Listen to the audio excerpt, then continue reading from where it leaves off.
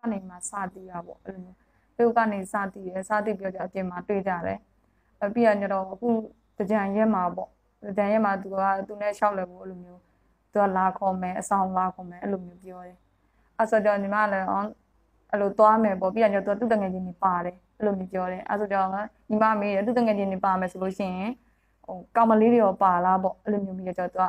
ပါတယ်တခြားလူကကောင်မလေးတွေရောပါတယ်ပေါ့ပထမအဲ့လိုပြောတော့ကျတော့သူကဘယ်သွားမှလဲလို့မျိုးကျတော့အဲ့လိုမျိုးထတော်ပေါ့စကြင်ထတော်ပဲအဲ့လိုမျိုးသွားမယ်လို့အဲ့လိုမျိုးပြောအဲ့နဲ့ဆိုအဲ့ဆိုမိန်းကလေးပါရင်တော့လိုက်မယ်ပေါ့ညီမအဲ့လိုမျိုးပြောပြီးမှလိုက်သွားတာလိုက်တော့ကျတော့ထတော်နာရတော့ကျတော့သူကဖုန်းဆက်တယ်သူကောင်မျိုးအဲ့လိုမျိုးညီမလာခေါ်တော့သူနဲ့ပါရင်4ယောက်ပေါ့သူတငယ်ချင်း3ယောက်နဲ့သူနဲ့အဲ့လိုမျိုးလာခေါ်တဲ့အဆောင်လာခေါ်ပြီးတော့ကျတော့အဲ့လိုမျိုးထတော်ရောက်တော့ကျတော့ဟိုမှာတဲ့သူတငယ်ချင်း2ယောက်ရှိရဲတဲ့အဲ့လိုမျိုးပြောတာသူတငယ်ချင်းတွေဖုန်းဆက်တော့သူတငယ်ချင်းကထတော်မှမဟုတ်ဘူးအဲ့စကြင်တော်မှမဟုတ်ဘူးဒါပေမဲ့အဲ့ဒါနည်းနည်းဝေးတဲ့ဟောပေါ့တစ်ပင်အောက်မှာပေါ့အဲ့လိုမျိုးလာခဲ့အဲ့ဘက်ကိုလာခဲ့ဆိုတော့ညီမတို့အဲ့ဘက်ကိုသွားလိုက်တယ်သွားပြီးတော့ကျတော့အဲ့ရောက်တော့ကျတော့သူကအဲ့မှာသူ့တငယ်ချင်းတွေကိုပြန်ပြီးမှအဲ့လိုမျိုးမင်းတို့သွားလိုက်တော့အဲ့လိုမျိုးပြောလိုက်တာအဲ့အချိန်မှာသူကသွားခန်းလိုက်ပြီးတော့သူတို့ကအဲ့လိုမျိုးအရင်ပလင်းနဲ့အဲ့လိုမျိုးတွေပေါ့ဝယ်လာအချွေပလင်းနေနဲ့ကိုလာဘူးတဲ့အဲ့လိုမျိုးကြီးဝယ်လာပြီးတော့ကျတော့သူကအရက်တောက်ကြအရက်တောက်တော့ကျတော့သူကပြောတာပေါ့ညီမအဲ့လိုမျိုးရဲတောက်ပါလားအဲ့လိုပြောညီမတော်ပြီးမတောက်တော့ဘူးအဲ့လိုပြောသူကအချွေတောက်တယ်အဲ့ဆိုလို့ရှိရင်တဲ့အဲ့ဆိုညီမအချွေငှဲ့ပြီးတယ်အချွေငှဲ့ပြီးဆိုတော့ညီမလည်းအချွေဆိုကြတော့ကိုလည်းပြင်းနေအချွေပဲတောက်မှဆိုမှအချွေပဲတောက်လိုက်တာ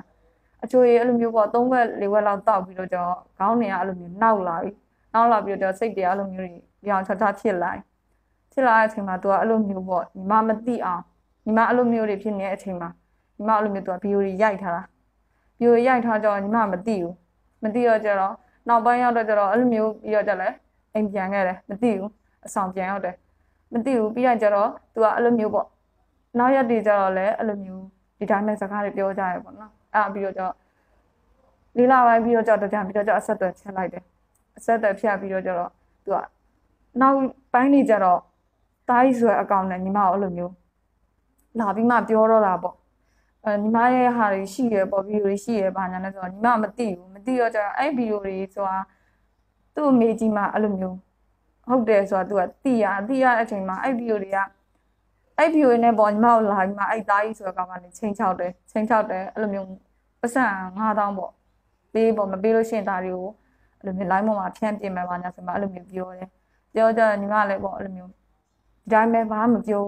ထားလိုက်တာကိုယ်လည်းသူကအဲ့ဒါတွေရှိရဆိုမပြသေးဘူးမပြတဲ့အတွက်ညီမကိုချမပြတဲ့အတွက်ဒီတိုင်းပဲငွေညစ်တယ်အဲ့လိုမျိုးပဲထင်တာနောက်တစ်ကောက်မှာဟဆိုတဲ့အကောက်မှာကျတော့ညီမရှိဘူးအဲ့လိုမျိုးသူကဗီဒီယိုတွေချပြတယ်ပတ်စံ9000တောင်းတယ်ပတ်စံ9000တောင်းတဲ့အချိန်မှာညီမမရှိဘူးကိုကအလုံးလုံးနဲ့တူဆိုတော့အလုံးတရားလည်းတိတ်မှမဖြစ်တော့လေနော်အဲ့လိုမျိုးပေါ့အဲ့ဒီတော့သူကရက်3ရက်အချိန်ပေးတယ်3ရက်မှမပေးဘူးဆိုလို့ရှိရင်ညီမရဲ့ဗီဒီယိုတွေကို line ပေါ်တင်ပြမယ်အဲ့လိုမျိုးပြောတယ်အဲ့ဒီမှာညီမလည်း Facebook အကောက်ကိုချုပ်ချလိုက်တယ်ချုပ်ချပြီးတော့ကြောကိုကနောက်ကိုဒီတိုင်းပဲပေါ့နေလိုက်တဲ့အချိန်မှာနောက်ရောက်တော့ကျတော့ line မဟုတ်ဘူးအဲ့ view တွေကတက်လိုက်ပြန့်သွားပြီအဲ့အကောက်ကနေမှပေါ့နော်အဲ့လိုမျိုးကြီးသူကနေမှအဲ့လိုမျိုး live ဖြန့်လိုက်တာပေါ့အဲ့လိုမျိုးကြီးနဲ့ live ဖြန့်နဲ့အကိုရီစီရောက်တယ်အဲ့လိုမျိုးတွေဖြစ်တယ်မနေ့ကပေါ့နော်ညီမ6လပိုင်း17ရက်2020မှာညီမစကားကိုသွားပြီးအမှုဖွင့်နေတယ်သူကတော့အဲ့လိုမျိုးပုံမှန်တွေပါညာတော့တက်ပေးလိုက်ပြီပေါ့နော်အဲ့လိုမျိုးသူကတက်ပေးလိုက်တဲ့ပုံမှန်ကတော့353 3ခုခွန်